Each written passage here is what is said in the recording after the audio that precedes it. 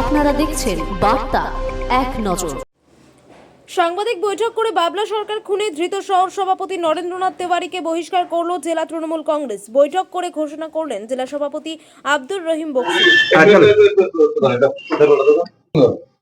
গত কয়েকদিন আগে আমাদের তৃণমূল কংগ্রেসের প্রাক্তন জেলা সভাপতি, প্রাক্তন চেয়ারম্যান, প্রাক্তন ভাইস চেয়ারম্যান, বর্তমানে মালদা জেলা কমিটির ভাইস প্রেসিডেন্ট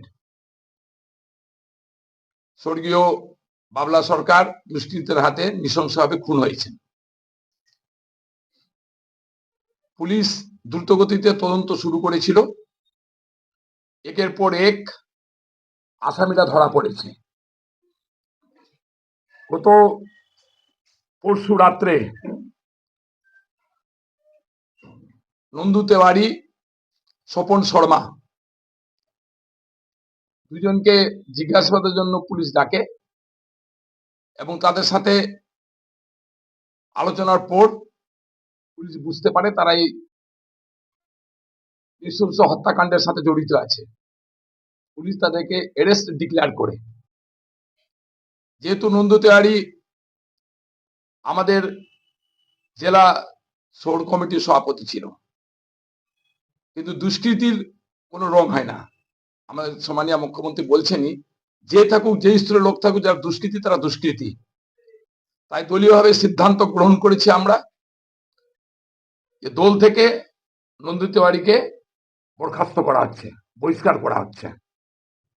আজকে সেই সিদ্ধান্ত আমরা নিয়েছি এবং দলীয়ভাবে সেই সিদ্ধান্ত গ্রহণ করা হয়েছে। আমাদের নেতৃত্বরা আমরা এখানে আছি। আমাদের রাজ্যের সভাপতি, সহসভাপতি এখানে আছেন, চৌধুরী সহ মুখপাত্র আছেন, আর সকলে আমরা এখানে আছি। দলীয়ভাবে সিদ্ধান্ত গ্রহণ করা হয়েছে যে আজ থেকে নন্দু তেওয়ারিকে দল থেকে বহিষ্কার করা হবে। না, দল থেকে বহিষ্কার করা হবে।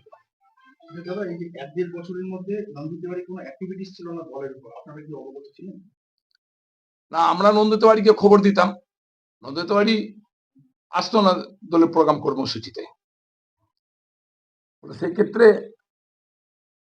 আমরা আগেই এই সিদ্ধান্ত নেবার ছিলামই, তারপরে এই অঘটনটা ঘটে গেছে।